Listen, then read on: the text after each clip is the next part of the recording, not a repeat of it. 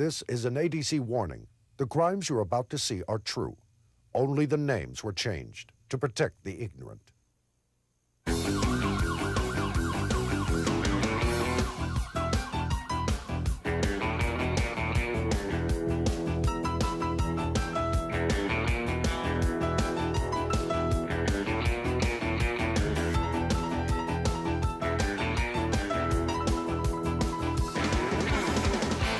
Tonight, you'll see a drunk driver with a lame excuse, surveillance camera footage of a real breaking and entering, and aloha to a crapshooter. These and more tonight on America's Dumbest Criminals.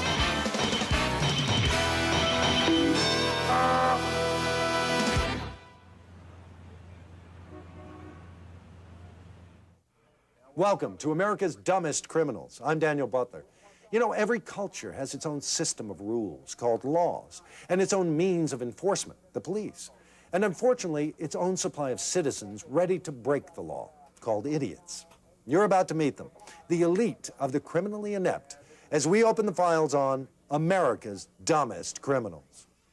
Our first file is a nutcase with a transparent problem in It's a Stick-Up. See? I got a call from a detective, and I believe it was from York County. And he said, I understand you had a robbery with a bag. The guy wore a bag, and I said, yes, I did. He said, well, we had one down here at a convenience store. And I said, what was so peculiar about it? And he said, well, it was a clear plastic bag. The guy went in and robbed this store with a clear plastic bag on his head. Open register, come on, hurry up. Okay. Hurry up, hurry up. I'll have all night. Well, no, we haven't had any of those here. That's probably somebody from South Carolina doing that. And see, I can get away with that because I'm from South Carolina. I guess the guy had heard you put a bag over your head, and it never crossed his mind. The reason is so people can't identify you.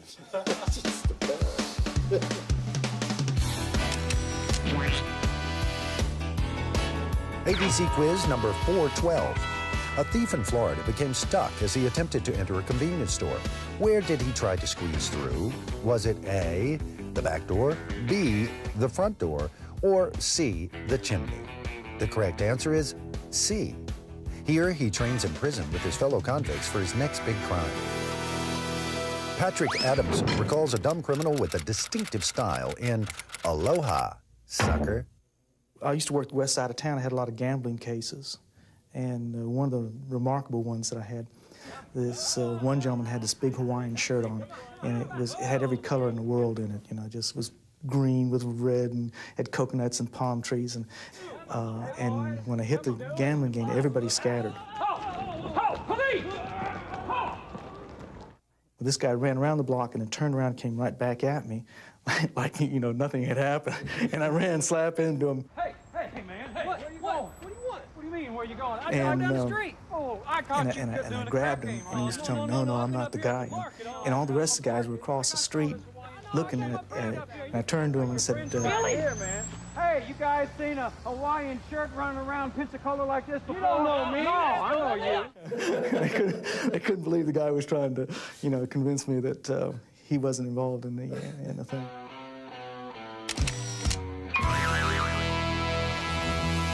Now, from the ADC security cam vaults, a do-it-yourself car wash. Two teenagers stole a car. The police spotted them and gave chase. In the high-speed chase that ensued, the two teenagers lost control and ran their car into a motel laundry. The kids were not seriously injured, but they were obviously confused about how you launder stolen goods, and the police immediately hung them out to dry for creating the drive-through laundry. Next up, James Claiborne tells us about a loudmouth, dumb criminal. We had an occasion where we did a search warrant on an apartment. And as we broke in the front door, one of the subjects ran out the back door. Had a pistol in his waistband, and he threw the pistol down. Well, our intent was to try to make a case against him for the drugs and the gun on a federal level. And of course, you have to link the gun to the drug crime. And we were trying to determine the caliber of the gun. It appeared to us it was either a .40 caliber or a 10 millimeter. We didn't know which. And there was some comments being made about it being a 10 millimeter. The subject had been brought back to the apartment, and he overheard the conversation, and he said, Hey, that's not a 10 millimeter. I wouldn't own a 10 millimeter. That's a 9 millimeter, fools. So he confessed to the fact that it was his gun.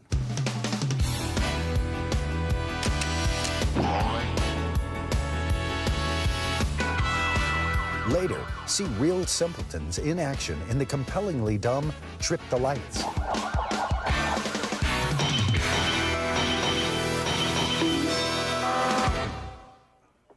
Put an otherwise normal person behind a steering wheel, and they can become, very quickly, not only criminal, but stupidly so. For example, David Reed meets a less than rocket scientist traffic violator who should have kept his eye on the road. First situation was a car that was speeding, and I pulled the vehicle over, walked up to the driver's side. I clocked you running 50 in a 30-mile-an-hour zone. May I see your license, please? 50 in a 35 mile? Yes, no, that's not right. License. That can't be right. Well, you know, actually, I have a hard time seeing the speedometer and the road at the same time with this eye right here, this goofy eye. I did write him the citation, and at that point I told him, I said, you be sure to keep your eye on the road now.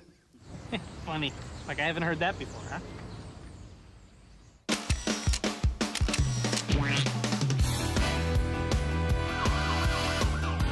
In California, it used to be against the law to harass butterflies. In protest, a group from Carmel molest a huge iron butterfly. Now, Brainiac versus the air conditioner in Charge It. It was a quiet Sunday afternoon in Atlanta. To one man, it was a perfect time to steal a commercial air conditioning unit from a federal building. No one would hear, no one would see. Just unbolt it, cut the wires, and haul it off. It seemed our industrious, dumb criminal had all the right tools for the wrong crime. Of course, he was apprehended and is currently serving time in county jail for this shocking crime. And now, Barry Knowles of Pensacola tells us about a half-baked dumb criminal. A few years back, we were having a problem with burglaries of bakeries. And the suspect would go inside the bakery after he kicked the back door in and take bites out of all the pastry that was in the display case.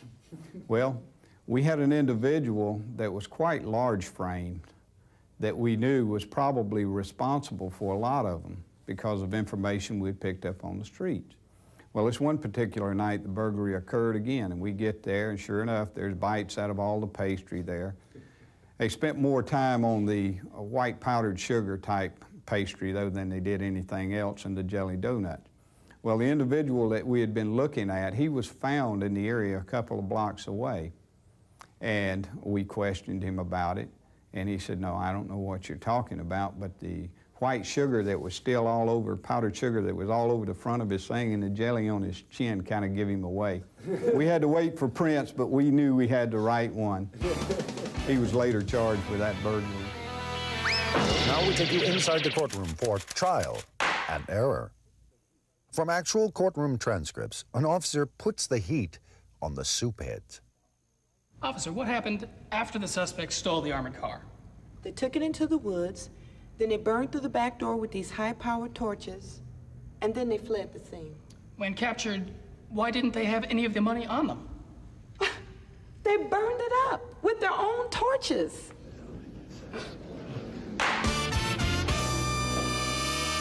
Next up, J.R. Johnson relives the bacon-brained one-size-fits-all. I had a subject, we found a pistol on him. This your weapon? Nope, never saw it before. No. It's in your pants. Well, it's not mine. This weapon is not yours. No. These are your pants? Are these your pants? No, they're not. These are not your pants? They're not my pants. Who do these pants belong to? They're hers. And he said that they were his girlfriend's pants, that he had his girlfriend's pants on. And these pants, you're telling me, are hers? Yeah. And why are you wearing her pants? I'm a cross-dresser. Heard everything else. He was quite a bit larger than she was. I don't think he could have gotten one leg in her pants. She used to be bigger, Oh, shoot! And you know, the convicts are really looking forward to him wearing her pants in jail. Later on tonight's show, 2 dumpsters get bagged in Trashed on America's dumbest criminals.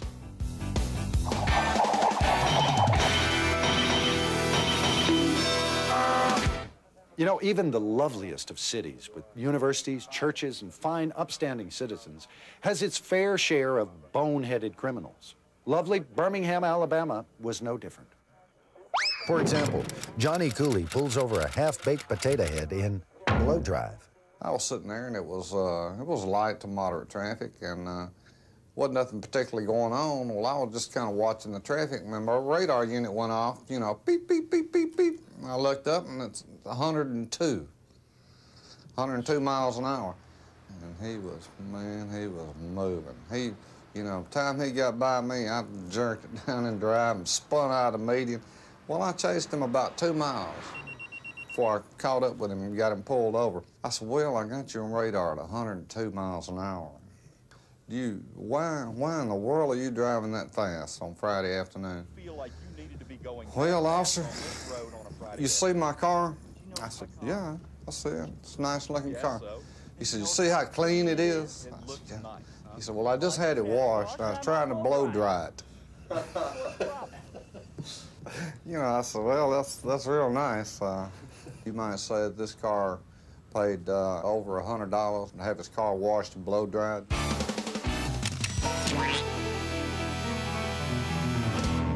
And now, from the ADC Security Cam Vaults, Crime Time Live. This dumb criminal is breaking down the glass door of an electronics store so that he and his accomplice can get in and loot the store. Quickly, they're into the store and out again. But these guys are such professionals, they've done the police one more favor. As quickly as they got in, they snapped their own photos on the floor display video camera, with not one view, but 2 views. Normally, these photos are taken after you're arrested down at the police station. Now, an officer encounters natural-born stupidity in DUI 2.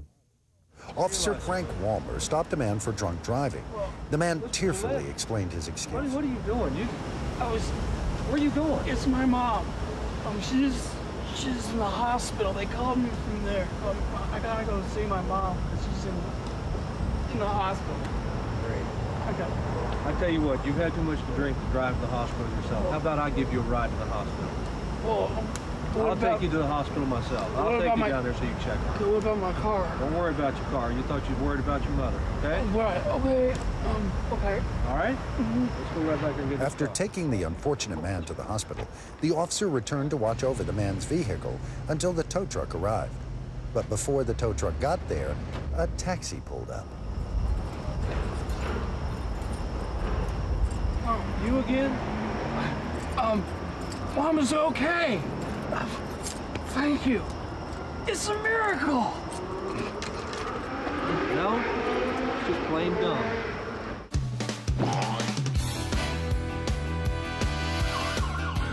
In Kansas, it used to be against the law for the father of a teenage girl to frighten her boyfriends, but he could chill a hot date on ice. Now, Eric Griffin revisits 2 airheads in Trip the Lights. We saw the guy that worked for the railroad company. There's 2 guys. And we saw them park their truck, and they walked about middle ways down the railroad track to do whatever they do to the railroad tracks. So by the time we went up the street and came back, they was flagging us down. What's the problem? 2 guys just stole our truck. We work for the railroad. They stole our truck. We're working over here on the corners over here. They went down that way about 2 blocks and turned right. It's got a yellow light flashing on the top of it. So they went down here. So he said they hadn't been, 2 or 3 minutes ago before they left. So we turned around and rode around, and we went through the projects, which is about 2 blocks from the railroad tracks. And when we came through the projects, the big yellow light is just flashing, and the 2 guys are looking down, trying to figure out how to cut it off. They couldn't cut off the yellow flashing light.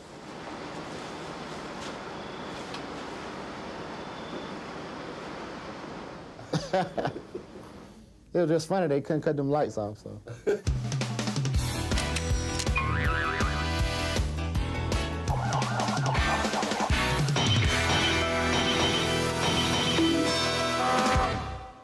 Next up, Corey McClellan meets a dumb criminal who would go anywhere. He just had to go. I was on the interstate, and I got behind him because he was doing about 70 in a 55. Well, I get behind him, he speeds up. 75, 80, 85, 90. Finally, I throw the blue lights on and pull him over. Well, he jumps out of the car, starts running back to me, and he's got his hand out like this. Well, he hands me his license. I said, wait a second, and he runs off into the weeds. Well, he's out there using the bathroom. And he runs back, he says, I'm sorry, officer, I was trying to make it home, but when you threw the blue lights, I saw you behind me, but I just couldn't wait. I had to do my duty, so.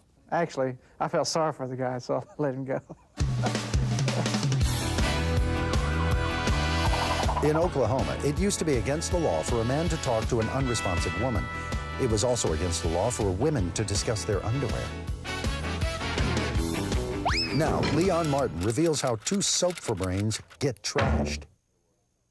We'd received a call at a local convenience store about a gentleman that had dropped a suspicious-looking bag in the parking lot of the convenience store. And the clerk was telling me that he had just waited on these 2 gentlemen that came in the store. I pulled the drawstring open on the bag and looked inside, and there was about 11, 12 baggies of marijuana that were individually packaged for sale. I got the bag and I was getting ready to turn it in. I'm hearing voices from the dumpster on the side of the building.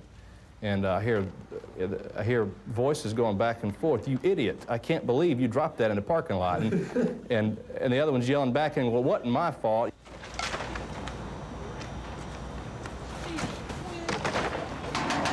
Hey! Hey, what are you guys doing in there?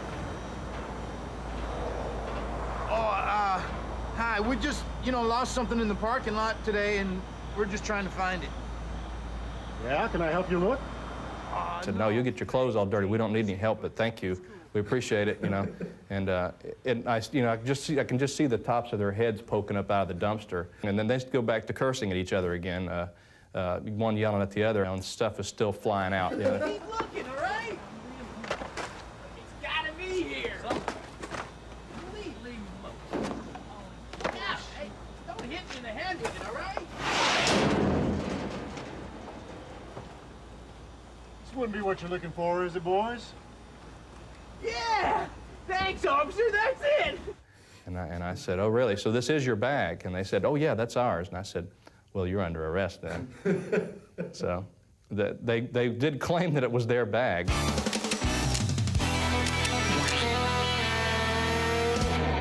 We deeply hope that the criminals you've seen on our show will turn away from crime.